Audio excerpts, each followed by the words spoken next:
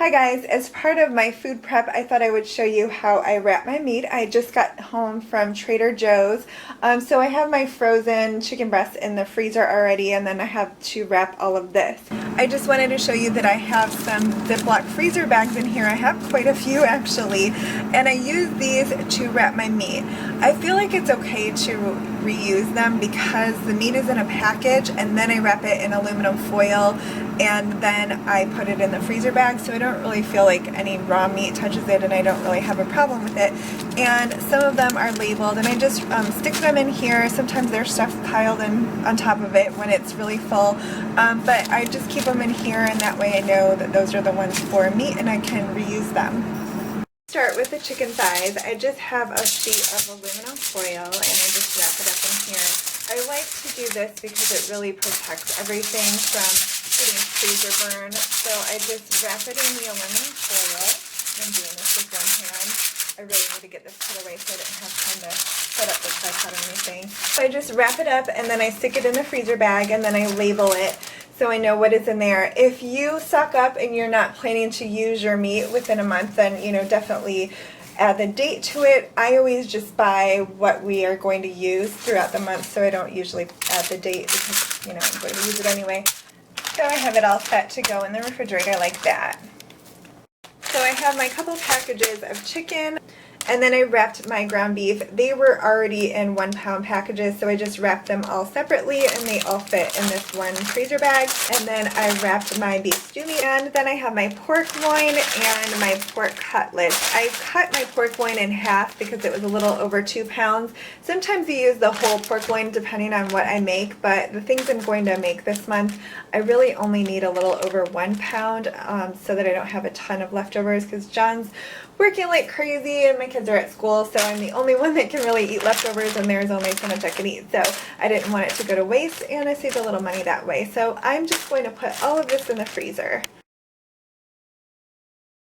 This is all the produce that I need to wash from Trader Joe's. I have some of it in the refrigerator, things like carrots and celery and mushrooms. I just put in the refrigerator and wash that as I need it. I think mushrooms tend to go bad if you wash them, ahead of time. So I'm just going to wash all of this. I have shown in a couple of videos how I wash everything, so I won't, go ahead and do all of that. But I'll link a few different food prep videos below in which I show that. And then I will put a clip in that shows how I blanch and freeze my peppers. I would go ahead and record it again, but I've already done it and it's getting a little bit darker in my kitchen, and that one I did earlier in the day so you can see it a lot better. So I want to make sure you can, see it really well. So I'm just going to go ahead and wash all of this and put it in my fruit bowls. So I went ahead and washed all of my fruit and vegetables. I'm going to be using some of this in tonight's dinner and I will prep my peppers, but at least it's all washed in here. I love washing all of my fruit when I get home from the grocery store, and that way, I don't have to worry about if my boys actually wash it before they eat it, and it's all set so that, when they're packing lunches and stuff, they don't have to wash it, so it makes it a lot easier. I'm getting ready to blanch some peppers before I freeze them. It is recommended that you blanch peppers, and this will kill the bacteria and also help them to maintain their nutrients. So I cut mine all into strips because I find that's the best way. I usually use them in strips or chop them. And then I kept some for salads this week. And my water's boiling, so I'm going to go ahead and add my peppers and put them in there for 3 minutes. I can't get too close because it will fog up the camera lens, but you'll just blanch them for like 2 to 3 minutes if they are in strips, and I think a little longer if you just do half pepper. And then you'll place them in a bowl of really cold ice water and let them sit in there for the same amount of time that you blanch them. And once your 3 minutes is up, you'll just want to drain your peppers really well before you freeze them. I bought a bag of limes at Trader Joe's, organic limes, and it's such a great deal, but I know they won't last forever. So I went ahead and cut them into wedges, and I'll use some in my water this week, and then I'll use some probably in cooking. I like to use lime juice in salsa, and also when I'm cooking anything like a Mexican dish, or if I have something with cilantro, I think lime juice is really good in those type of dishes. So just like I've shown with the lemon juice, I went ahead and juiced some of my limes and put them in ice cube trays. I don't use as much lime juice as I do lemon juice, so I measure these into 1 tablespoon cubes, so I know exactly how much is in there. And then if I have a recipe, like sometimes I do beans and rice, and I like to add lime juice and slices to my rice, so I have that. And then I went ahead and labeled them, not because I'm super nerdy, although I probably am. I went ahead and labeled them because it's a little bit hard to tell between the lemon juice and lime juice, and now they have their own separate trays. I am making some granola bars while I'm making dinner, actually. I have my 4 cups of oats in here with 2 cups of rice cereal. I have the full recipe recorded, so in case you're interested in the full recipe, I'll put the link for that below. It was fogging up the camera lens, but over there I have my 1 stick of butter with my 2/3 of a cup of brown sugar, 1/2 a cup of honey, and I'm waiting for it to get nice and bubbly, and then I'm going to add a teaspoon of vanilla. Okay, I'm getting ready to mix everything together. I just wanted to mention a couple things about this recipe because I make them so often. I get asked about them a lot, and you guys are probably tired of me talking about these granola bars. But for this recipe, you have to use quick oats. I have tried using rolled oats before, and they were a little on the dry side. I think you really need to use quick oats if you want them to turn out well. You have to use real butter. You can't use margarine or coconut oil or anything. You have to use real butter and honey. I would really stick to the recipe if you want them to turn out well and hold up, because if not, they will crumble. So it's really simple. You're just going to mix your oats and rice cereal together, and then once your honey, butter, and brown sugar mixture is nice and bubbly, you'll add your teaspoon of vanilla, and then you can mix that all in with your rice cereal and oats. Hey, why not make dinner, make granola bars, and record a video all at the same time, huh? So you're just going to make sure everything is mixed together really well, like I said, so there won't be any dry oats. When you get to the very bottom, none of it is dry, it's all moistened. And then I have a 13x9 baking dish, and you can use an aluminum one if you have that. It really doesn't matter. And I spray it with olive oil. You can use cooking spray just so that it's not going to stick together. And you're going to pour everything from your bowl into this dish.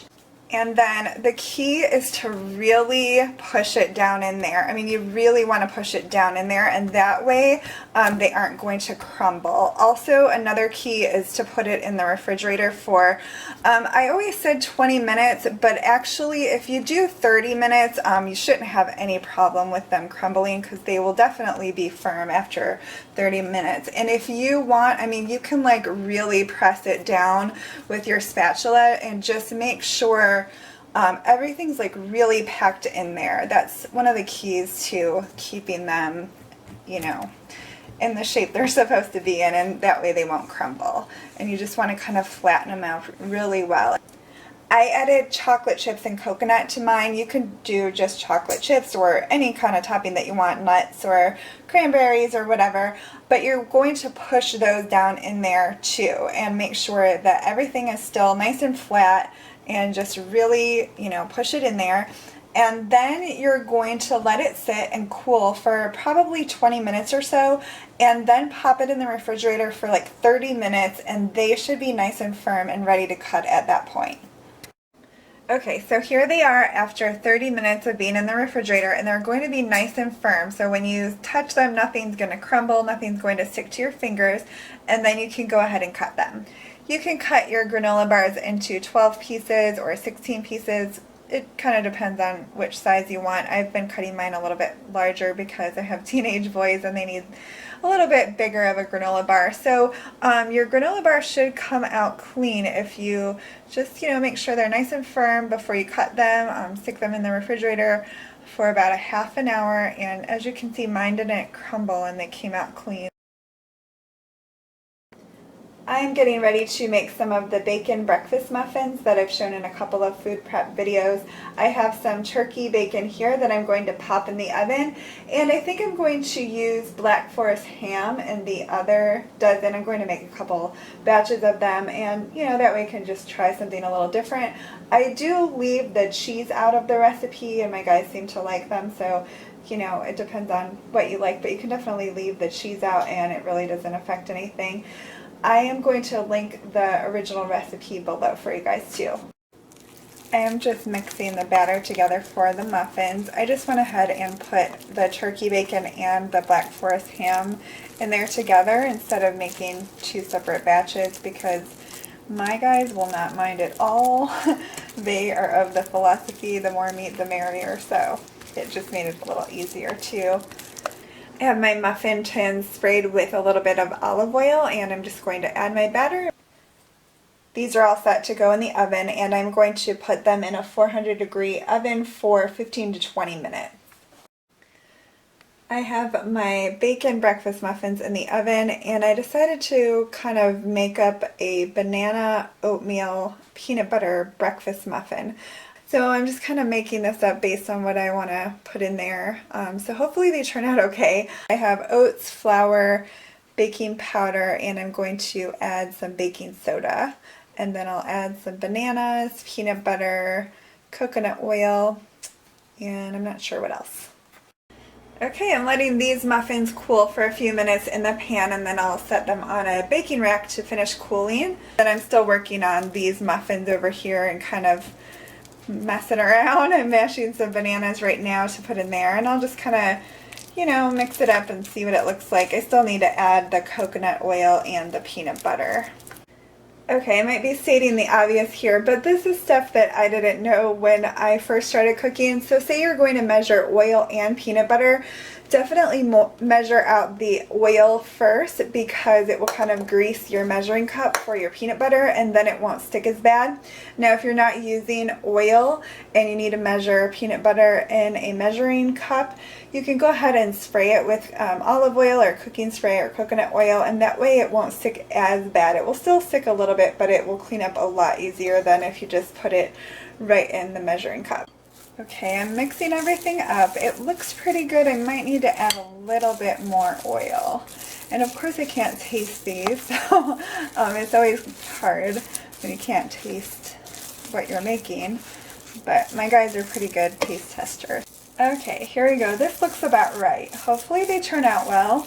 My guys will let me know. I'm sure they'll be pretty good. They have good ingredients in there, right? So I'm just going to take these out and let these cool completely, and that way I can just reuse these muffin tins.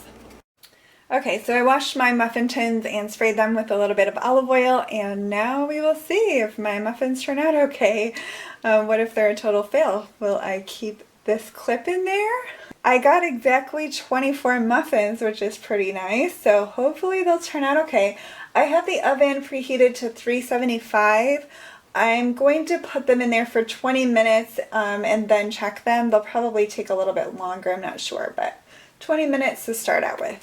Well, it was a good thing I had my oven light on, because I looked over after about 15 minutes and they looked like they were done. So this is kind of what they look like. So they're kind of crumbly on the top, but they don't feel really dense or anything. So these are all set. I'm going to put them in the freezer, and like I said, when my guys want them, they can just pop them in the oven for about 8 to 10 minutes. It is Sunday, and I just pulled my first batch of pepperoni rolls out of the oven. I have dough in the bread machine to make another batch, so I'll make a total of 24. And my boys love these for their lunches. I have the full recipe recorded, so I'll put the link below. They're very simple to make, and you can make the dough in the bread machine if you have one. And you can freeze them. I pop them back in the oven, or you can just let them thaw out in the refrigerator, but they're very simple and my guys love them. I have my second batch of pepperoni rolls in the oven. And here is the second batch of pepperoni rolls. I'm actually going to freeze these along with some of the other ones that I made. I have some in the refrigerator to use this week, but you know, they won't last for the whole week. So some of them will go in the freezer, and I just usually put them in sandwich bags because guys take them in their lunches anyway, and that way, you know, they can just grab them when they are ready to pack their lunch. I also just measured out the ingredients for one batch of the pizza crust. I'm going to make my homemade frozen pizzas. I have everything out to work on my frozen pizzas. I ended up making another batch of the crust, so I have 6 crusts here. I show how to make these in the frozen pizza video, so I'll link that below. But basically you just pre-bake them for about 10 minutes so they're nice and firm, just like if you would buy a frozen pizza at the grocery store. And then I just have my cheese shredded, pepperoni, and then I just need to mix up my pizza sauce here. And I'm just going to make these up and then put them in freezer bags and pop them in the freezer, and that way they're all set for when my guys want a frozen pizza. And here is my stack of pizzas all set to go in the freezer. I just need to make room for them. But I think that's all I'm going to make today. I need to make a few other things, but I still need to get to Meijer and Aldi to pick up some ingredients. So that will be in my next week's food prep video. I hope you enjoyed this video. Thank you very much for watching.